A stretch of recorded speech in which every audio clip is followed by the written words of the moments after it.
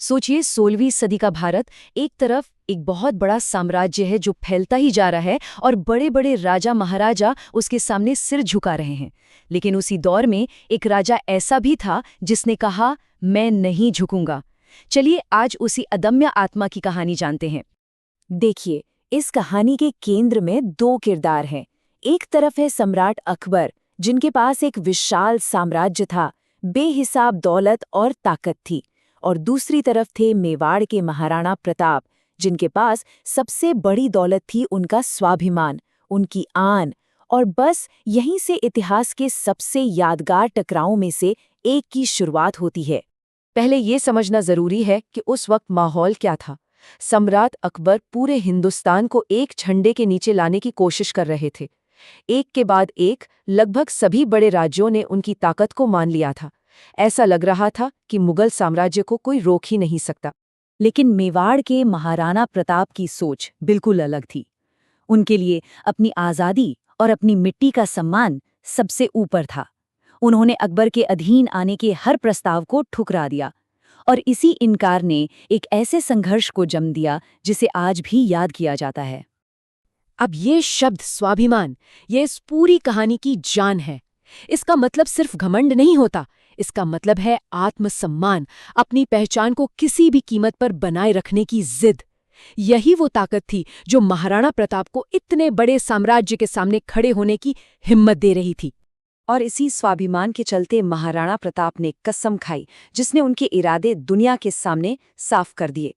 उन्होंने तय कर लिया कि नतीजा चाहे जो भी हो, वो अपने राज्य की आज़ादी के लिए लड़ेंगे, क्योंकि उनके लिए आज़ादी से बढ़कर कुछ नहीं था।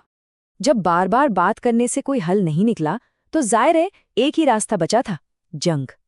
और साल 1576 में इतिहास की सबसे मशहूर लड़ाइयों में से एक का मैदान सजा, हल्दी घाटी का युद्ध। जरा फर्क देखिए, एक तरफ थी मुगलों की भारी भरकम विशाल सेना और दूसरी तरफ महाराणा प्रताप के साथ मुट्ठी भर सैनिक। ये सिर्फ एक लड़ाई नहीं थी, ये हिम्मत और जज्बे का एक ऐसा इम्तिहान था जिसकी मिसाल देना भी मुश्किल है। जंग शुरू हुई और क्या भयंकर जंग थी।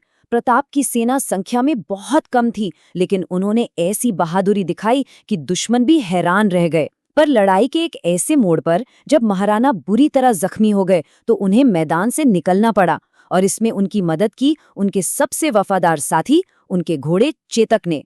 चेतक की कहानी सिर्फ एक घोड़े की कहानी नहीं है, ये वफादारी और त्याग की मिसाल है।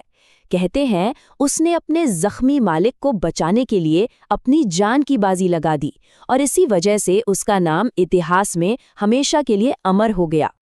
तो लड़ाई खत्म हुई, पर कहानी नहीं। असल में यहाँ से कहानी एक नया मोड़ लेती है और हमें ये सोचने पर मजबूर करती है कि सच में जीत होती क्या है। और यहीं पर वो बड़ा सवाल खड़ा होता है कि हल्दी घाटी का युद्ध असल में जीता किसने? जवाब उतना सीधा नहीं है जितना हमें लगता है।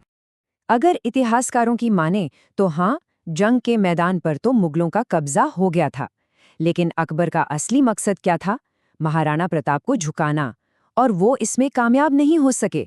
प्रताप आज़ाद रहे, तो इस लिहाज से ये मुगलों की एक रणनीतिक हार थी।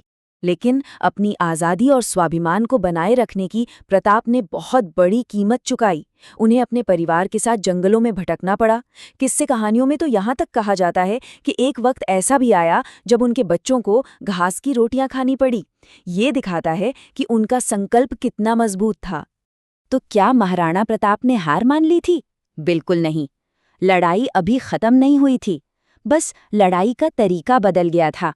अब एक नए और लंबे संघर्ष का दौर शुरू होने वाला था। प्रताप ने अपनी रणनीति पूरी तरह बदल दी। उन्होंने अरावली के जंगलों और पहाड़ियों को अपना घर बनाया और वहां से गुरिल्ला युद्ध छेड़ दिया, मतलब छिपकर हमला करना। उन्होंने धीरे धीरे अपनी सेना को फिर से खड़ा किया और एक एक करके अपने खोए हुए किलों को वापस जीतना शुरू कर दिया। तो देखिए, ये कहानी सिर्फ हल्दी घाटी की लड़ाई की नहीं है। ये कहानी है साहस की, स्वाभिमान की और अपनी आज़ादी के लिए कभी हार न मानने वाले जज्बे की। ये उन उसूलों की कहानी है जिनके लिए महाराणा प्रताप जिए। और आखिर में ये कहानी हमें एक बहुत ज़रूरी बात सिखाती है। सच्ची ताकत बड़ी बड़ी सेनाओं या सोने चांदी के ढेर में नहीं होती। असली ताकत तो इंसान की हिम्मत और उसके कभी न टूटने वाले हौसले में होती है। यही महाराणा प्रताप की विरासत है जो आज भी हम सबको प्रेरणा देती है।